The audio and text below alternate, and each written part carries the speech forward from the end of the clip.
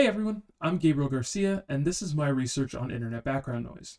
This is a topic that often flies under the pretty niche subgenre of cybersecurity called cyber threat intelligence, and even more specifically builds on the work of another unique subgenre called cyber deception. Let's start off with the basics. What is internet background noise?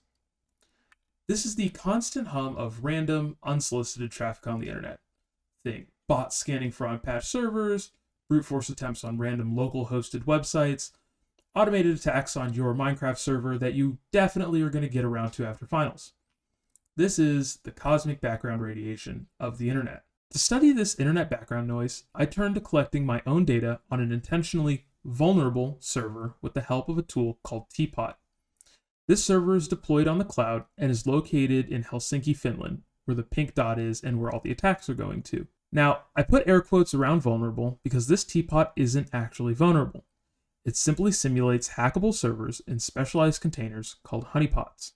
Everything you saw on that map was collected by this honeypot, or more aptly, the 29 separate honeypots that you see in this architecture diagram. All of these were feeding into the Elk stack, Elasticsearch for the database, Logstash for the actual logging pipeline, and Kibana for data visualization. This system then allows me to parse and visualize millions of points of data in real time. Over the span of this project, from April 1st to the date of this recording, May 4th, my honeypot collected more than 3 million interactions from 123,000 unique IPs. That's an average of over 100,000 hits per day, and by cross-checking the top sources of malicious traffic, about 60% of all interactions were flagged as known malicious using Gray Noise Intelligence, one of the sources for this project.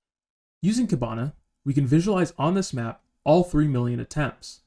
We actually see connections from almost every continent on Earth, with the exception of Antarctica, which is probably a good thing. Now, since this server is located in the EU, we see a lot of traffic from the EU, as well as a good bit of traffic from America, less traffic from China and the Asia-Pacific region, but still a good bit of traffic from there as well. Here's an interesting result from the test. As part of this research, one of the things I was collecting was the most common usernames and passwords used to try to access this server. This can be found here. The most popular combo by far is the username root and the password 123456. Now, we can also see some other common usernames in this word cloud, like admin, Steam, Minecraft, TeamSpeak, and other more common Linux processes, since Linux is the most common server operating system in the world. And in the passwords, we see more of the same. A lot of the top passwords: admin, no password, 111, support, password 1, and we even have a little bit of cyber graffiti. Down there at the bottom, it's emo 2025 at was here 2025, and that's actually pretty interesting. One of the more standout findings was the time distribution of attacks, with spikes on April 3rd into 4th, 10th into the 11th, 17th into 18th, 24th into the 25th, and April 30th into May 1st. There does appear to be some notable internet business hours, when a lot of scans and automated attacks are kicking off, and this kind of narrows down to Thursday nights Eastern Time and bleeding into Friday mornings. This is honestly not a result I was expecting, but if these attacks and scans are launched by humans, they may be trying to get work done before the weekend, or kick it off so that it runs during the weekend so they can come back to results on Monday.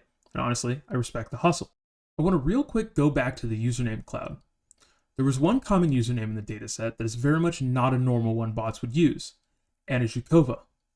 Now, actually, in the time that I wrote the script that I'm reading, and now the time of recording, there's been some information changed, so stick with me. Anna Zhukova attempted to access the server at the time of writing 4,385 times over the last month, and at the time of recording, that number has jumped up to 13,932 times. So about an extra 10,000 times in the last hour. Every attempt was to this port 1080. This port is for a service called SOCKS, and that's a proxy.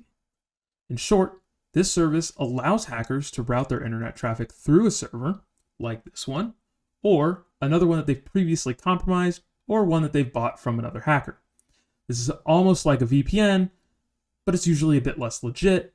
You can't quite go to NordVPN and buy proxies.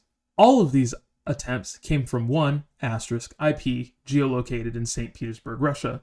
For the sake of this, We're ignoring this 103.56.115.23. Does not matter, does not exist. We're focusing on this 84.38.185.217. Now, this IP geolocates back to St. Petersburg, Russia. Now, I have no formal information to back this up, but from working in the cyber and threat intelligence field for a while, I believe that this connection is from one of the many APT groups, Advanced Persistent Threats, or ransomware operators that operate out of Russia. These groups often cause a lot of chaos on the internet. You may have heard about ransomware groups attacking hospitals, critical infrastructure, things like that, or you may have heard of the Russians attacking any given thing. That's one of these APT groups or one of these ransomware groups. Now, these attacks don't actually come all at the same time. Up until this last hour or two, they actually came kind of sporadically, 3,000 here, a couple here, 200 here. But in the last hour, there was about 10,000 of these attempts to access, all on this one port. It's morning in Russia. So somebody may be trying to log in to do their daily checks and to start some scans or to start some sort of operation. I don't know. I can't hypothesize on that too much, but this is all very interesting information and something that I think would be awesome future research. Now, on the topic of future research, what's next? Where can this research go? Unfortunately, with just this one server, we can't fully reject the hypothesis that any given activity we saw was mass scanning, and likewise, we can't fully say that any given activity was specific targeted activity, like that Anna Zhukova person that we saw a minute ago. Now, we can say it's likely, since there's no valid reason to be accessing the server, but we can't authoritatively say so. But if we took this honeypot concept and deployed multiple around the world, logging into a central server, we could begin correlating some of these attacks to help us say, this IP for sure is just background noise, or this IP for sure is specific targeted activity. We could also look for more unique accesses like our friend Anna Zharkova, and track down infrastructure being used by APTs and hacker gangs. Another branch we can go down is generative AI. It's come a long way in the last few years, and we could develop a new type of honeypot that's powered by AI to look hyper-realistic. We could use this to study post-infection, or what happens after a hacker successfully attacks a computer. These advancements mean that we could eventually predict and model attacker behavior based on long-term background noise trends, which would help us mitigate the alert fatigue SOCs regularly experience every day. But until that research becomes reality, this has been my presentation on internet background noise. If you're interested in threat intelligence, honey nets, honey pots, or using data science to fight cybercrime, feel free to reach out to me. Or check out some of the sources in my poster. I'm Gabriel Garcia. Thanks for watching.